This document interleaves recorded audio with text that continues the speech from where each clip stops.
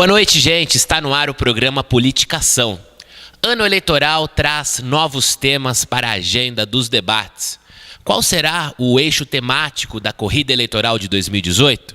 Para conversar hoje conosco, temos Rosane Sena, ela que foi vice-presidente estadual do Partido dos Trabalhadores por São Paulo, é dirigente estadual da Legenda e já foi suplente do ex-senador Eduardo Matarazzo Suplicy. Boa noite, Rosane.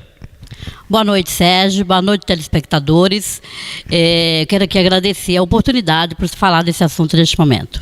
Nós que agradecemos a sua presença, lembrando que você daí de casa pode participar através do Linha ao Vivo ou então no campo que está aí nas nossas mídias sociais. Bom, Rosane, um tema pontual. O PT fala muito em restabelecer a verdade.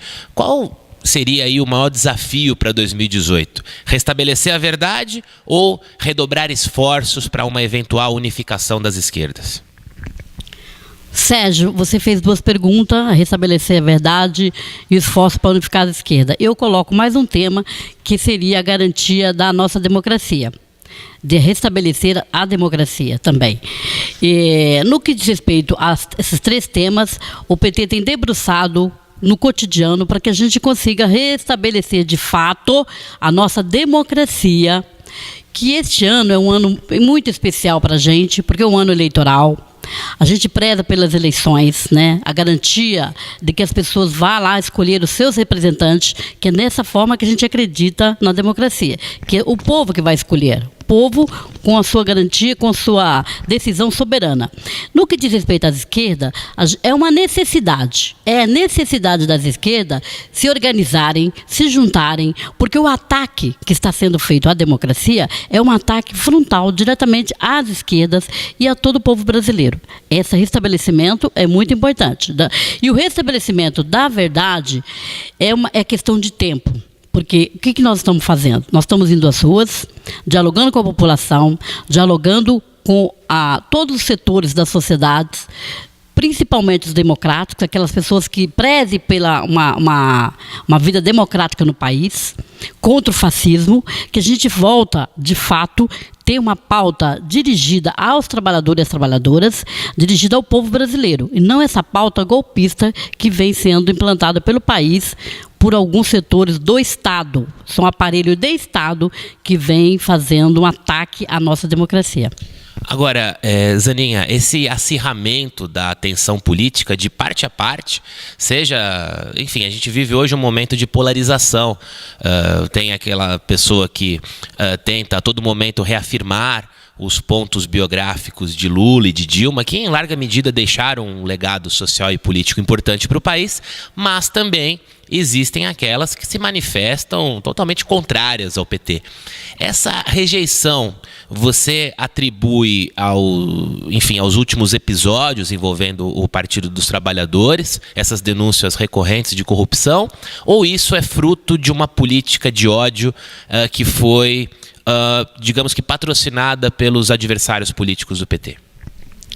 Então, essa política implantada no país, ela vem muito dela. Quem é responsável por essa política de ódio no país? E esse ódio vem contra o PT, contra as minorias, chamadas minorias. Eu vejo isso implantado pela grande mídia. Porque a grande mídia, quando você fala grande mídia, parece que uma coisa que é intangível, que é intocável. Só que a grande mídia, essas empresas global, todas essas empresas de comunicação, elas são de empresários do grupo econômico, no grupo financista, né? E eles têm interesse, de interesse deles, semear o ódio contra o Partido dos Trabalhadores e semear o ódio contra as minorias, chamadas minorias. Da forma que eles vêm tratando o país, eu coloco assim uma forma muito irresponsável, porque eles chegam a colocar em risco a vida das pessoas. Porque é tão grave a polarização que eles trazem em determinada situação, principalmente com o nome do Lula, que não há nenhuma programação todos os dias na televisão, quase que 23 horas por dia, que não trate da pessoa do Lula em nome do Partido dos Trabalhadores. Então, na sua leitura, existe uma diferença? Usam critérios diferentes para situações semelhantes? Utiliza critérios diferentes. As manchetes são colocadas diferentes. Eles usam critérios diferentes. São seletivos na comunicação. Então, isso é implantado. Além disso, você também tem os programas, infelizmente, a maioria dos programas, que elas não agregam nada no crescimento e para o conhecimento da população. Porque você tem vários temas que poderiam ser abordados pela imprensa, pela grande mídia, e não se trata disso. Eles só tratam eles vão atrás das tragédias. É o que dá um bope para eles, são as tragédias, são tudo aquilo que tem de ruim no país, e a gente sabe que o nosso Brasil, apesar dos pesares, mesmo com essa situação que nós estamos vivendo hoje, é um grande país, é um país maravilhoso, um país bom de se viver, é um país ótimo, que o seu povo é muito hospitaleiro, mas infelizmente eles criaram nesse povo, parte desse povo, é claro, uma animosidade desnecessária, um ambiente muito hostil. Sem precedentes? Essa sem situação, precedente. É sem precedente. Polarização não aconteceu. É uma polarização, não é por acaso. Essa polarização não é por acaso. E a rejeição, quando você trata da rejeição do PT, neste momento, é assim, você também percebe, assim, você pega os nomes das candidaturas, quando elas são eleitas, vão para um próximo conhecimento, elas já têm uma certa rejeição, porque você tem ali, além de você contar com essa publicização de coisas negativas para cima de determinados partidos ou para cima de determinadas pessoas, você conta também com a política que aquela pessoa defende, com aquilo que ela defende. Ela defende uma vida melhor para os trabalhadores, ela defende uma lei diferenciada para os seus trabalhadores, ela defende a inclusão dos seus trabalhadores, e a partir daí, infelizmente, ideologicamente, algumas pessoas que elas não sabem separar uma coisa da outra, elas não têm o conhecimento, elas não estão à altura, infelizmente, acabam sendo presas fáceis, de discerninar o que é verdade naquilo que é publicado e o que se coloca como uma ideologia que fascista dentro da comunicação. E ela acaba sendo presa fácil, porque ela fica só na altura da televisão, ela não busca um outro veículo, que é a leitura de livros, ou talvez de você até de interação com outra pessoa, com as pessoas do seu local de trabalho, do seu sindicato, na sua escola. Ao não buscar isso e ficar só na comunicação, na mídia geral, você tem uma opinião, não é uma opinião pública, você tem uma opinião publicada. Você passa a ter a opinião daquela mídia. Agora, um tema pontual, essa situação da insatisfação do PT, sobretudo com a grande mídia. Inclusive, esta semana, jornais de fora do país, o The Guardian, Sputnik da Rússia, o Le Monde, enfim, falam sobre essa situação da mídia corporativista. Agora, Zanin, na sua opinião, não faltou um empenho, talvez, do PT durante os 13 anos de governo, de fazer, talvez, uma regulação da mídia? Para garantir uma certa diversidade, pluralidade nos meios de comunicação, porque você diz sobre os grupos, né? 5 ou 6 famílias ditam as regras do jogo e na visão do Partido dos Trabalhadores existe uma predisposição de ataque, manipulação da opinião pública e tudo mais. A regulação da mídia não iria neutralizar essa suposta injustiça? Sérgio, eu entendo que esse é um dos pecados. Mas também a gente percebe o seguinte, porque você precisa buscar, entre tudo que o país passava, né, antes da nossa administração, antes do nosso governo petista, Lula e Dilma, e é lógico que essa seria uma das questões que a gente deveria ter debatido mais a priori. Você tinha a proposta, você tinha um certo acúmulo referente a essa questão de não ter a mídia num monopólio, que são para algumas famílias, de ter uma mídia democrática, que os lados falam na mídia com tempo igual. E a gente, infelizmente, a gente não conseguiu fazer. Eu acho que esse foi um dos pecados, eu imagino, que foi cometido, né, pelos nossos governos, mas a gente percebe também, porque quando você trata desses assuntos, você precisa ter uma correlação de força no país que também tem essa mesma visão, sente essa mesma necessidade. E nem sempre você consegue um ambiente favorável a você fazer determinadas reformas. Mas eu acho importante que a gente deveria ter insistido um pouco mais no período dos nossos governos sobre essa questão da mídia. E voltando àquela questão da rejeição do PT em si, o PT, mesmo sendo rejeitado, mesmo colocado da forma que está, ele ainda é o partido mais escolhido pelos brasileiros. Chega a estar acima de 20%. Mesmo diante de toda essa exposição, as denúncias recorrentes de corrupção, porque eu noto, enfim, nas ruas, até por empirismo, que existe um arrefecimento de base brutal das esquerdas, sobretudo o PT. Esse recrudescimento do conservadorismo, né, que está muito evidente, ou o PT ele muda, né, aquele padrão de organização de partido, ou então a própria capacidade de luta pode ser neutralizada. Zaninha, eu queria perguntar sobre a prisão do ex-presidente Lula. Você daí de casa também deve estar curioso para saber. Você esteve em Curitiba, né? Eu notei nas mídias sociais, esteve em Curitiba junto com os movimentos sociais, enfim, que ficaram ali, ali nos quadriláteros da Polícia Federal, na capital paranaense. Qual é que é o sentimento das pessoas que vão lá? São os idealistas? Você nota a presença de jovens? Ou então, eventualmente, de pessoas que vão protestar contra o ex-presidente? Conta pra gente como que está o clima lá em Curitiba. O Sérgio, nós tivemos eu fui em Curitiba no último final de semana, e a gente, assim, o ambiente onde está, o primeiro é que é deprimente, né?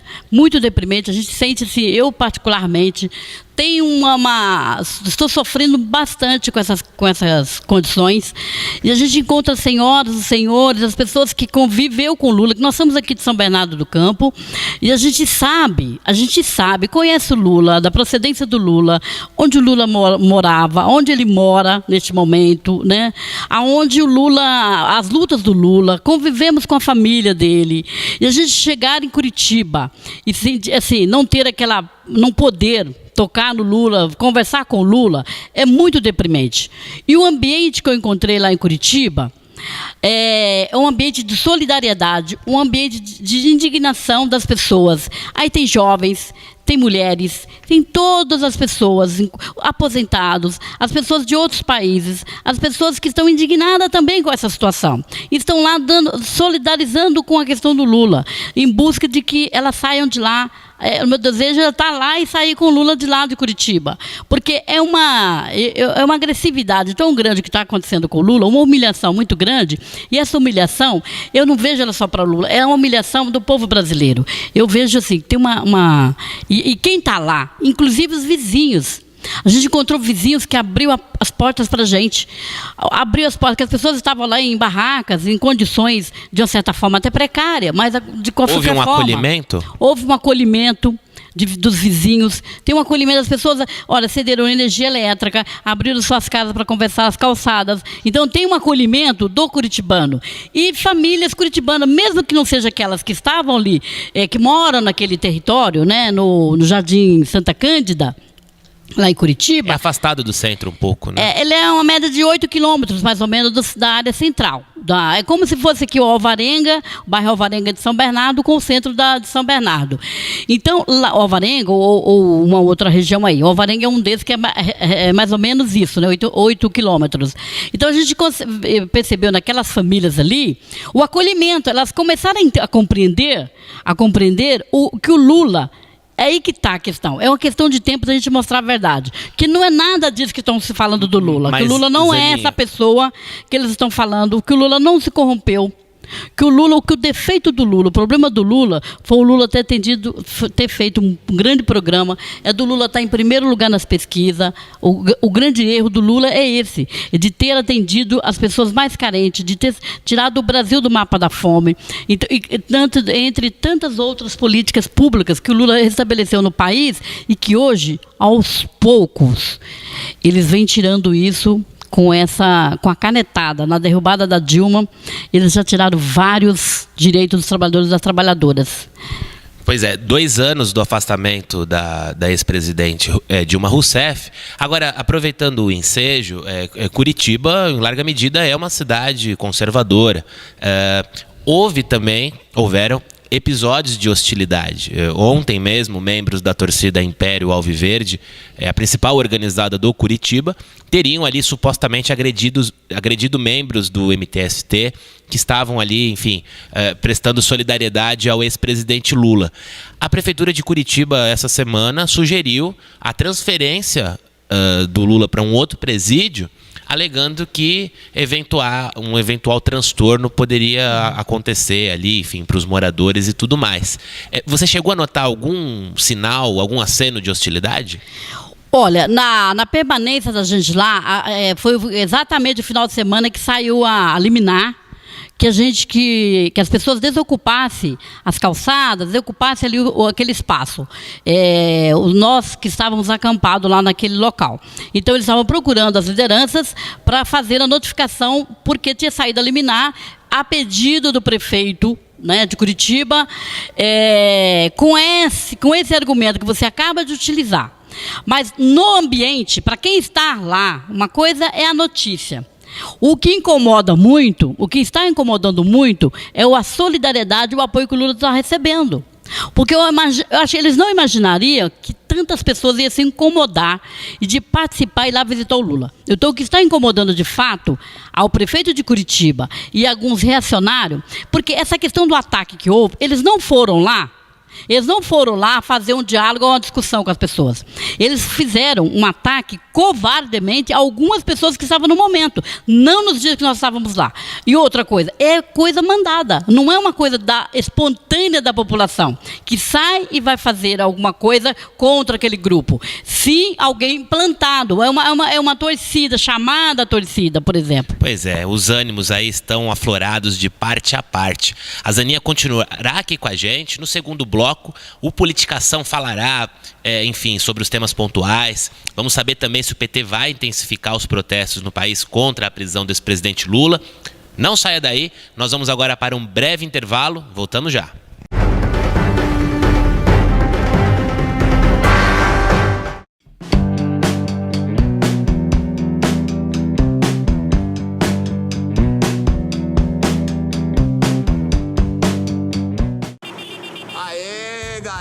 Suave na rave, mano. Aí eu tô aqui pra mandar um papo reto pra quem pilota, Joe. Não é só nós que faz a correria de volta pra trampar quitombo, irmão. Tá ligado que você que usa a moto pra ir e voltar do trampo ou pra fazer rolê no final de semana é os que mais acidentam, tá ligado? Quase metade dos acidentes fatal acontece de final de semana, Joe. Na maioria na madruga, Joe. Vamos de boa, mano. O trânsito é coisa séria. Siga seguro. Chegar bem é chegar com vida. Detran e Governo do Estado de São Paulo.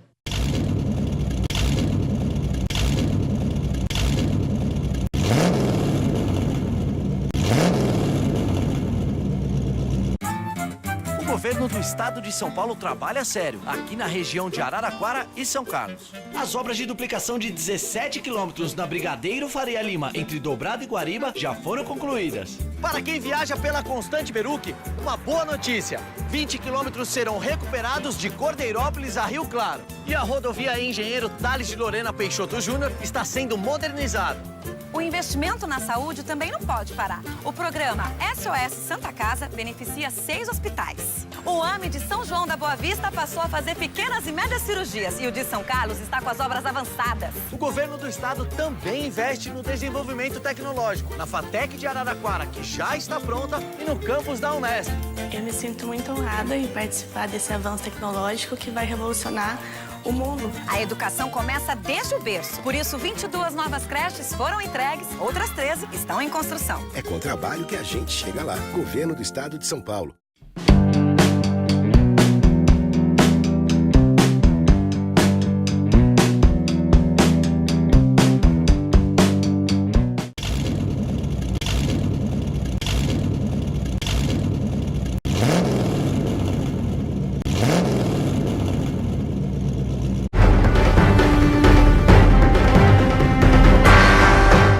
Muito bem, voltamos com o segundo bloco do programa Politicação.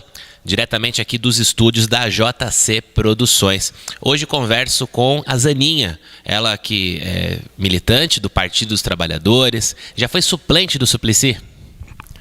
Sim. É uma responsabilidade isso, suplente ao Senado. Foi vice-presidente estadual. Do PT estadual. Tem a dimensão real da importância, que é ser vice-presidente estadual do terceiro maior partido do Brasil? Então, você sabe que a gente assume determinados postos, né? Ou melhor, do segundo maior, né? Ele é o maior. Não, mas de qualquer forma, a gente assume determinados postos e... Para quem é militante já há algum tempo, ele não vê essa dimensão. Nossa, que é vice-presidente do PT estadual de São Paulo, né? Que é a maior capital, aqui o estado maior da nossa federação. Mas a gente vai analisando e percebe assim, olha, como aquilo o PT do estado de São Paulo ele é enorme, e o PT do Brasil também é enorme. Tinha que percorrer o estado, Zaninha? E a gente tinha uma função exata de percorrer o estado, da gente... Quando você percebe, não, você chegou você está no espaço que precisa elaborar a política para o partido no geral, né? Lógico, o nosso partido é nacional, então você recebe as decisões nacional e ela vem para o estado, para que a gente faça o discernimento dela junto aos diretórios municipais, os zonais, os núcleos, né, e as macros. Então a gente precisa andar o estado, a gente precisa e precisou, né, fazer tudo isso, articular o país articular o partido no estado, nas regiões, e tem regiões que é mais de 700 quilômetros para você ir para uma reunião. Então a gente de fato tinha uma responsabilidade muito grande e aquilo a gente vem fazendo, né? Nós trabalhamos bastante o dia mensal de mobilização, porque nós fazíamos as regiões, juntava as macros, né? As pessoas, os militantes e também as frentes, os partidos de esquerda, os partidos aliados com a gente fazia o dia mensal de mobilização naquele período do nosso mandato, né? O Emídio era presidente e eu era vice-presidente do PT. O Emídio é de Osasco? O Emídio é de Osasco, isso. Então a gente, lógico, você tem todo um diretório, você tem toda uma organização para você ali no suporte, né, da nossa executiva, e também as macros. As macros são muito importantes, porque você leva, chama todos eles, a gente faz uma política em conjunto. O partido é importante por isso. A gente discute aquilo que você vai fazer, a gente não discute entre uma executiva pequena, não. O pessoal que está em casa, o que seria a macro? Porque eu noto que tem a macro ABC. A macro ABC, nós temos 7 cidades na mesma macro. A macro ABC, ela tem uma importância muito grande. Mas tem macro, e a gente só tem 7 cidades nessa macro. Mas tem macro que tem mais de 70 cidades. Na macro. A macro de Campinas, por exemplo, é uma delas. 70 cidades ali. 70 cidades em uma macro, porque o estado é muito grande, né? Campinas é polo de atração das outras e geralmente a cidade que corresponde à mesma região é onde fica a sede também dessa macro. É onde fica a sede. E a gente se organiza no formato que nós estamos da organização do PT. Hoje a gente tem 20 macros estabelecidas, né? Que dissemina a política do partido junto aos diretórios e aos núcleos nas cidades. É o formato que o PT trabalha, né? As suas direções são eleitas, parte das pessoas que estão nos ouvindo, aquelas que são filiadas já participaram aí das eleições com a gente, que são eleições diretas. As nossas eleições, a eleição dessa direção que nós estamos hoje, ela foi mista, né? Houve o PED no municipal e a gente elegeu delegação. O PED é o quê? É processo de eleição direta. Então, como funciona? Por exemplo, para o PT, para os militantes, eles decidirem os seus representantes e tal, é com base no PED? Com base no PED. A gente tem você implanta, tem lá, você vota diretamente na chapa municipal, na chapa estadual e na chapa nacional. Vota no presidente municipal, no presidente estadual e no presidente nacional. No mesmo momento, no mesmo processo.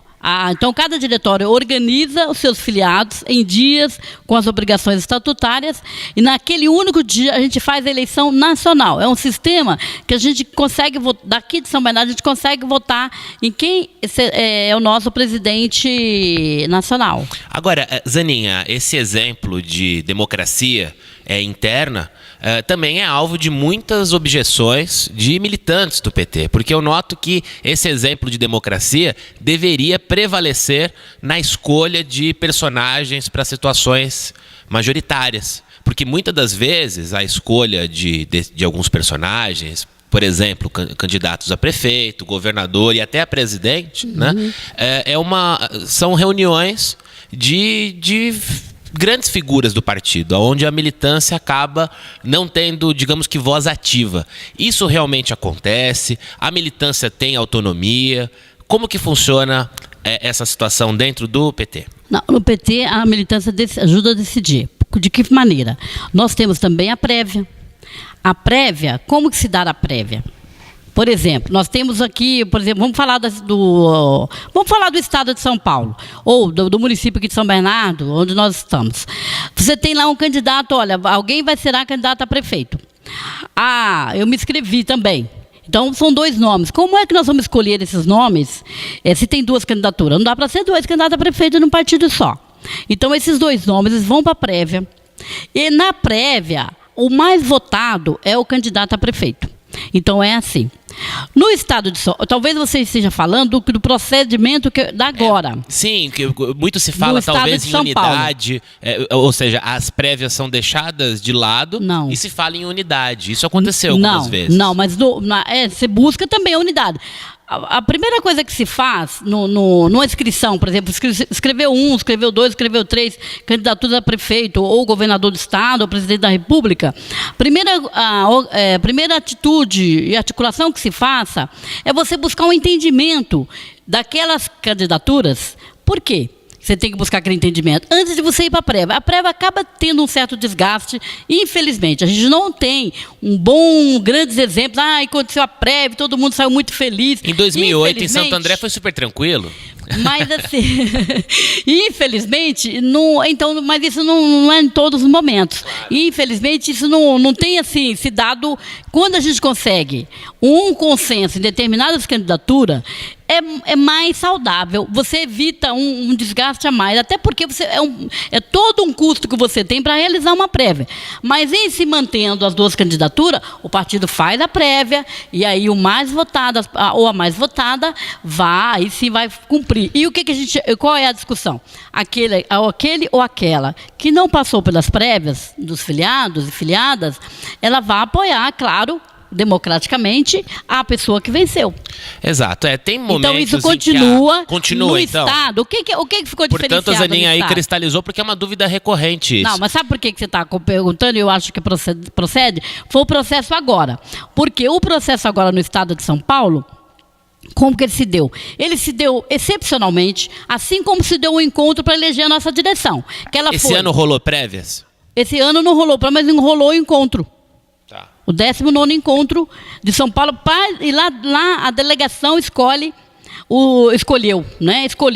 o Marinho como nosso representante, nosso candidato a governador, e escolhemos também o Suplicy. O Suplicy, na verdade, foi praticamente unanimidade do nosso senador, e a gente escolheu também o Gilmar Tato para a segunda vaga. Tem uma base social muito forte na Zona Sul de São Paulo, especialmente. Gilmar. Exato. Tem. Gilmar é uma pessoa muito articulada, com larga experiência, tanto administrativa como legislativa, e tem um grande trabalho no estado de São Paulo. Ele e outras pessoas que próximas a ele também. Então, a gente foi escolhido, e excepcionalmente foi feito um encontro, porque nós estamos vivenciando um período excepcional também no partido. Ou seja, porque o PT fala muito em golpe de Estado. Talvez em tempos de golpe de Estado não exista espaço para protagonismos, e sim esse entendimento que você disse. Agora, Zaninha, é evidente, há momentos em que as diferenças elas se manifestam de uma forma mais aguda, e existem também momentos de relativa calmaria. Florestan Fernandes dizia que democracia também é conflito. Também. E é saudável. Verdade. Agora, diz pra gente, Zaninha, o PT ele pretende intensificar os protestos pelo país? Pretende desenvolver uma agenda de crítica ao atual governo Michel Temer? Qual que é a sua leitura sobre isso? Então, o PT, ele nacionalmente, nós estamos organizando várias atos pelo país afora, né? E atos e atitudes, tem bastante atitudes também, aquela da pessoa que levanta só, hoje eu vou incentivando o filiado ou a população, aquela que está indignada com o que está acontecendo, e eu sei que você que está nos assistindo faz parte dessa indignação também, a se manifestar. E a manifestação na rede social, a gente defende essas manifestações em redes sociais, acho bastante importante, mas a gente acha mais importante ainda aquela presencial, a presencial nos atos. Então nós estamos articulando, tem vários atos para ser, já organizados para acontecer, e a gente, por exemplo, regionalmente aqui, por exemplo, no sábado de manhã, nós vamos estar na Coronel Oliveira Lima, em Santo André, a partir das 10 horas da manhã, com um grande ato lá, com os partidos de esquerda, com também as frentes, a sociedade civil organizada, o PT, e o comitê regional, que foi criado aqui como comitê regional, que em defesa da democracia e do direito do Lula livre e o direito dele ser candidato, está à frente dessa organização, claro, em conjunto com o PT, com a CUT, com as centrais sindicais. Então, neste sábado nós vamos ter essa agenda. Amanhã nós vamos estar na Praça da Matriz, as mulheres vão estar no Praça da Matriz escrevendo cartas, né? São aquelas pequenos atos que são comoventes, e é assim que nós vamos estar conversando com a população e buscando que ela entenda o processo que está acontecendo, e que esse processo ele é muito prejudicial à saúde do nosso país. E a gente precisa reverter isso, buscar unidade nas propostas. E qual está sendo a unidade nas propostas? Primeiro, a liberdade do Lula. Isso unifica. Geral. Isso é o sine qua non. Esse o principal. É o principal. Em seguida, concomitante a essa liberdade do Lula, nós estamos à defesa da nossa democracia e do restabelecimento dos nossos direitos, que a cada dia está sendo retirados. Então a gente precisa estar atento a essa questão, e é por isso que nós vamos manter as manifestações, tanto aqui no estado de São Paulo, como no país como inteiro, e lá em Curitiba. O nosso 1º de maio, nós vamos ter um grande 1º de maio em Curitiba, está articulando também no estado de São Paulo, então tem várias ações articuladas para o 1º de maio, porque o 1º de maio ele é muito simbólico, ele é extremamente simbólico para o PT e para a classe trabalhadora, e neste momento mais ainda, né? Porque... Agora, Zaninha, nesse momento, inclusive, que é uma situação onde existe aí todo um arranjo coletivo de frentes de esquerda, deixando um pouco as divergências de lado e aí redobrando esforços para uma unidade. Fazia tempo que isso não acontecia. Me causou bastante surpresa ao ver no Circo Voador no Rio de Janeiro o PSOL, juntamente com o PT, com intelectuais e com outras lideranças de esquerda, os satélites que orbitam em torno do PT, os movimentos sociais, o próprio MTST. O que eu queria saber, falou de 1º de maio, me veio uma dúvida. Existe também uma unidade entre as centrais sindicais, as principais, por exemplo, a CUT, a UGT, a Força Sindical? Existe um entendimento, digamos que enfim, o PT eventualmente pode estar sendo vítima de um julgamento seletivo e enviesado? Existe sim. Esse 1º de maio será unificado com as grandes centrais. Neste momento, esse primeiro... não é a primeira vez que a gente faz o 1º de maio unificado, mas neste momento é mais necessário ainda. Por quê? Você tem os direitos trabalhistas, os direitos dos trabalhadores, todo momento sendo usurpado. A nossa democracia, nós estamos entrando no período do estado de exceção, porque o que é democrático? Sabe, aquilo que a gente defende, que é a participação das pessoas, que é a garantia de você ter o direito da sua defesa. Você não pode ser julgado e preso por uma questão igual que aconteceu com o Lula. E não é só com o Lula, gente. A gente sabe que isso aconteceu com o Lula. Você imagina quantas pessoas estão nessa situação no país. E a cada dia que passa, você pega o estado do Rio de Janeiro, a companheira Marielle, que até hoje não se resolveu uma questão, é uma vereadora da crime capital. Brutal. Um crime brutal. E já com a ocupação militar lá no Rio de Janeiro, nem assim você conseguiu, com esse aparato do Estado lá no Rio de Janeiro, você conseguiu identificar quem foram os malfeitores que tiraram a vida da Marielle. Então a gente está numa situação que não tem por onde a gente correr. Nós vamos estar muito mais unidos do que nunca. Porque o direito da Marielle é o nosso direito, é o meu, é o seu, que está nos assistindo. O direito de dar vida, o direito de você expressar os seus sentimentos. Então a gente precisa olhar isso que está acontecendo e não pensar que aquilo só acontece na outra família. Isso vai acontecer com a outra família, mas vai acontecer com a nossa, se a gente não acordar a tempo. E ela sempre foi entusiasta da causa feminista, e nós presenciamos aí um feminicídio, porque a Marielle Franco, do PSOL do Rio de Janeiro, representava ali 46 mil votos, que era ali a sua base eleitoral. E por falar em vereador também, aproveito o ensejo para cumprimentar Zé Ferreira, que está aqui nos estúdios. José Ferreira, que é casado com a Zaninha, foi vereador aqui de 82, né? A 2016. Eu acho que vai entrar para o Guinness aí. Foi um recorde. Zeninha, olha, continuaremos falando aí sobre os temas pontuais, sobre enfim, o episódio até da prisão do Lula. Uhum. O PT, ele aposta nesse discurso de que o Lula é um preso político, de que, ou seja, os procuradores da Lava Jato, enfim, a própria Operação Lava Jato não reuniu base factual para incriminá-lo. O dado concreto é que o ex-presidente Lula foi acusado de corrupção passiva e que, eventualmente, a vantagem econômica seria o recebimento de um triplex em troca de uma eventual contrapartida para a construtora. Vale lembrar que essa denúncia foi feita por um juiz de primeira instância com base no discurso de um condenado, que é o Léo Pinheiro, que era o dono da OAS. E, enfim, é uma situação que abre um leque de interpretações e que nós iremos aí desdobrar no terceiro bloco. Portanto, você daí de casa continue aí, que nós já voltamos.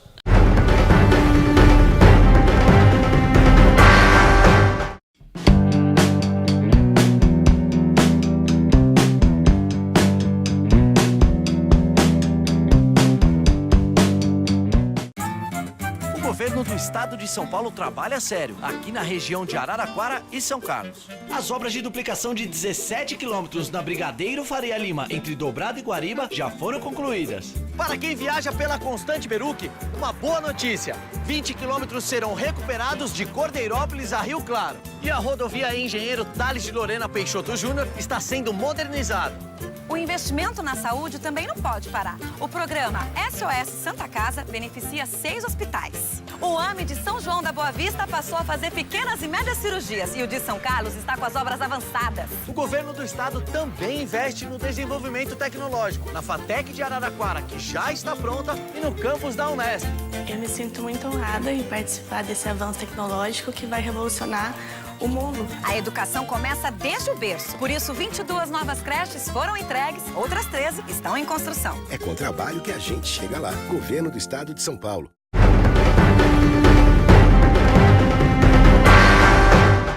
Muito bem, voltamos com o terceiro e último bloco do programa Politicação.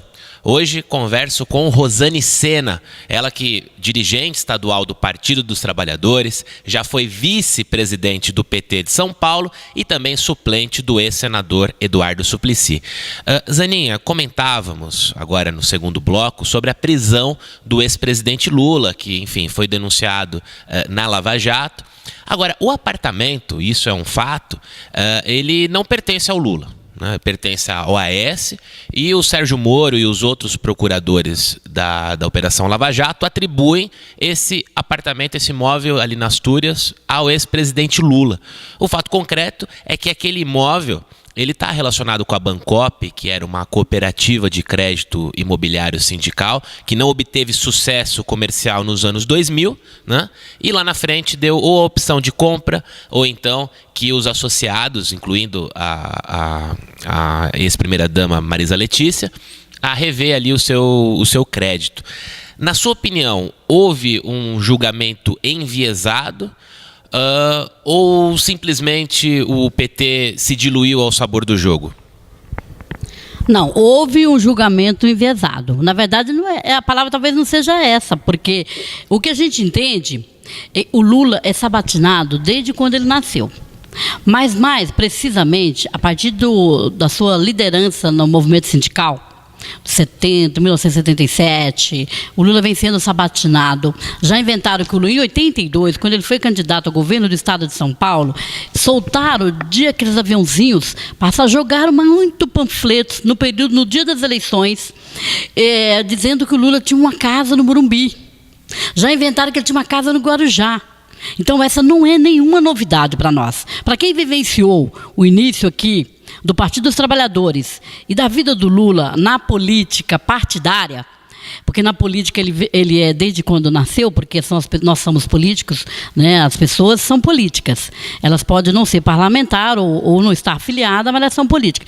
E o Lula, ele iniciou a sua vida no Partido dos Trabalhadores e, além disso, antes disso, já tinha uma sabatina em cima do Lula, da família do Lula, do sindicato, e isso perdura até hoje. Então não é uma novidade essa atribuição que eles fazem com o Lula, porque eles não tinham onde mais pegar o Lula. Agora, essas denúncias apócrifas ali de 82 era contra um candidato que nem tinha ainda densidade eleitoral, né? Foi uma disputa majoritária ali com, provavelmente, Franco Montoro, Reinaldo de Barros, não foi isso? Foi isso. É uma disputa, mas entende que, nesse período, o medo que eles tinham daquele movimento que surgia a todo vapor, da criação do Partido dos Trabalhadores, que é uma novidade, de certa forma, do tamanho e com a articulação que tinha, que era do Partido dos Trabalhadores, e do grande movimento sindical que despontou aqui na região do ABC, e isso cresceu também para o país afora. Então, eles tinham esse medo, tanto que tinha medo que inventaram tantas mentiras, né? Com o intuito de quê? De, mais uma vez, manipular a população, né? E manipular os votos naquele período. E você sabe que acaba prejudicando, porque as pessoas desavisadas, e uma forma também muito pejorativa, porque eles pensam o seguinte, ele não poderia ter uma casa? O trabalhador não pode ter uma casa no Morumbi? O trabalhador não pode ter uma casa no Guarujá? Por que essa discriminação? Mas eles pensam o seguinte, ia agindo com a cabeça das pessoas, a pessoa imaginava, mas como é que esse peão ia ter uma casa no Morumbi? Ou ter uma casa no Guarujá?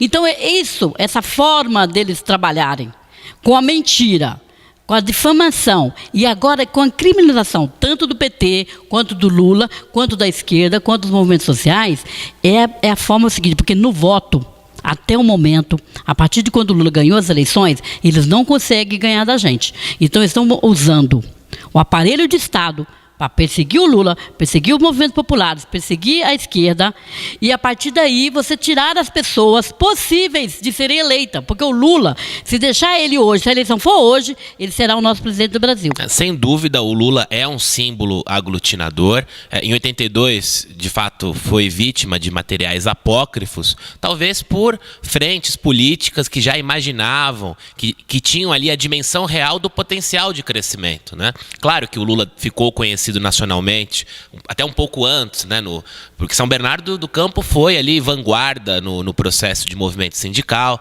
Em 89, disputou a presidência, faltou pouco ali, bateu na trave para vencer Fernando Collor. A primeira eleição majoritária após 29 anos, a última tinha sido com Jânio Quadros em 60, né?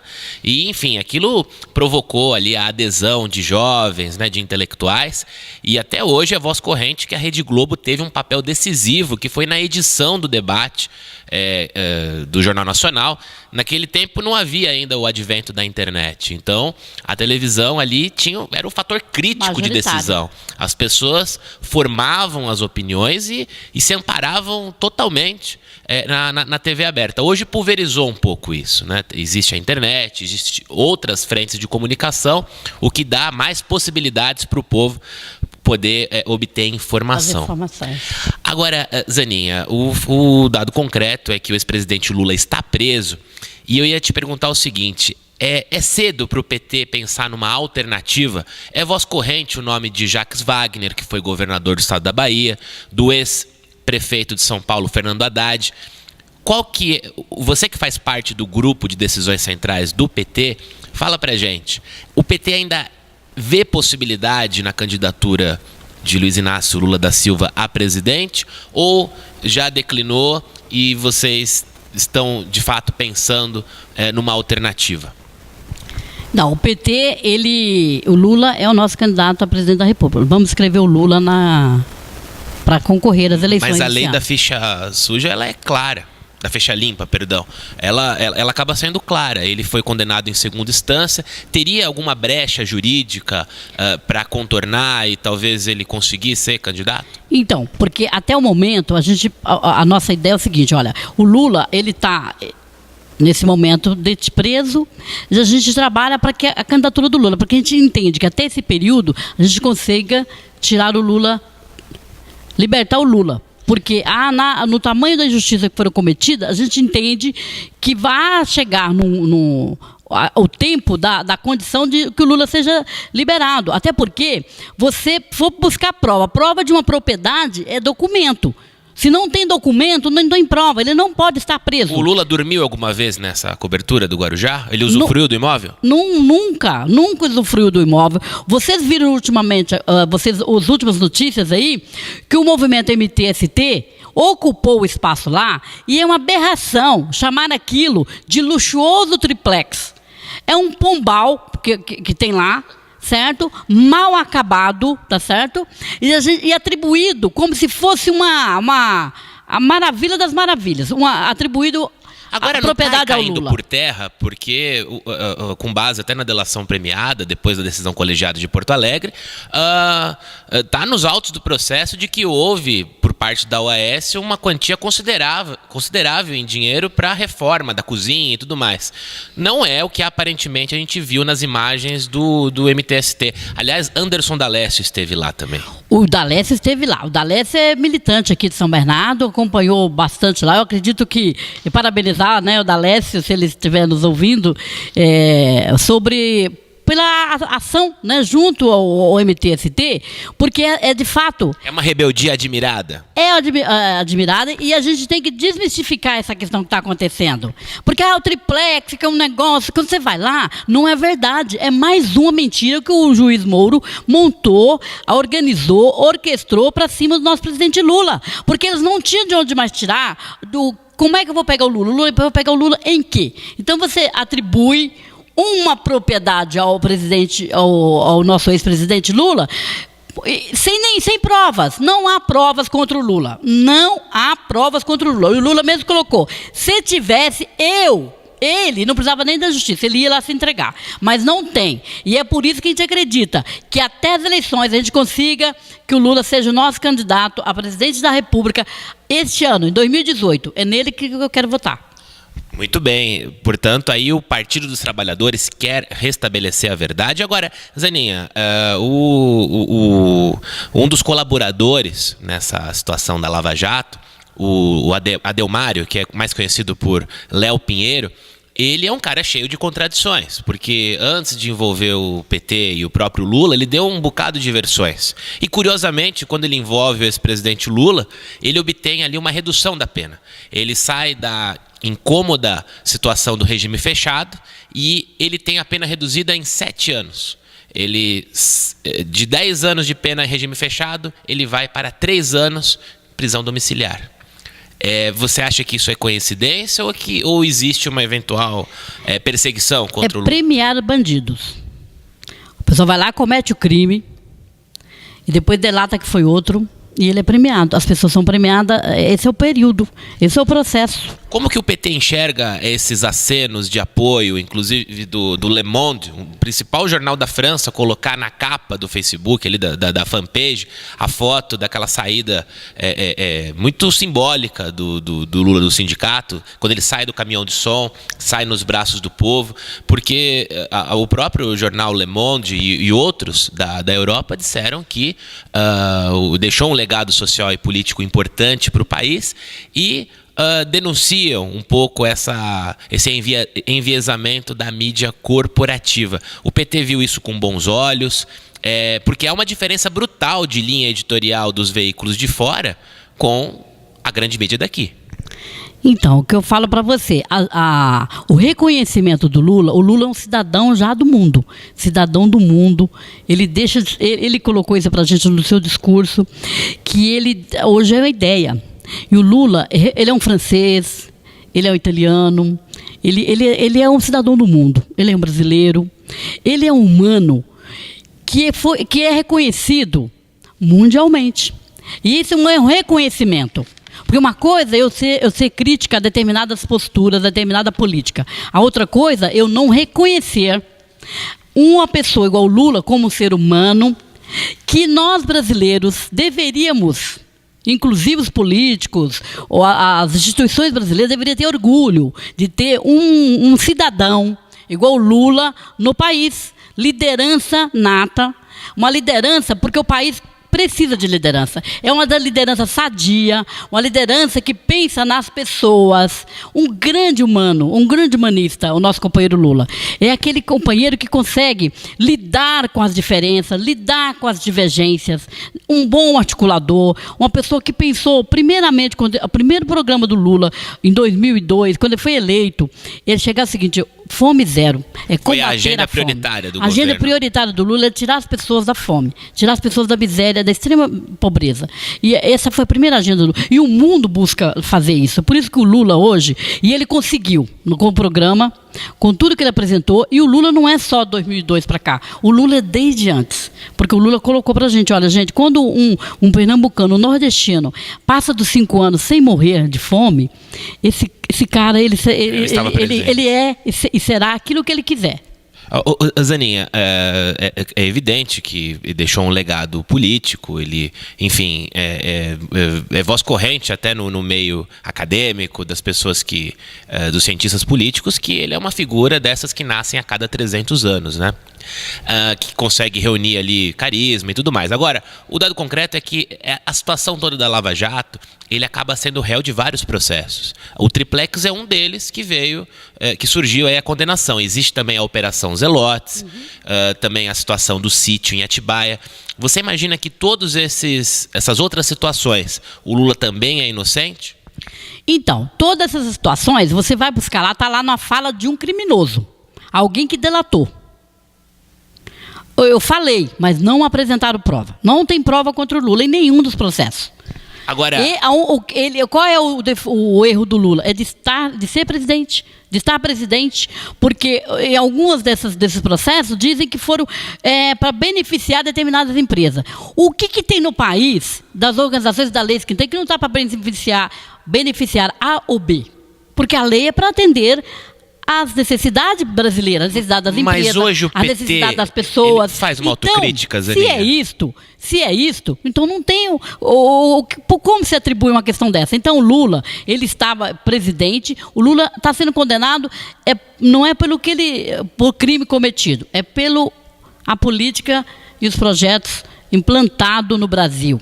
E as ideias, suas Zaninha, ideias. Eu noto também que em todo momento de agravamento da crise política, o PT ele acaba ressuscitando, né, essa situação da militância, né, e tudo mais, dos programas que o Lula fez.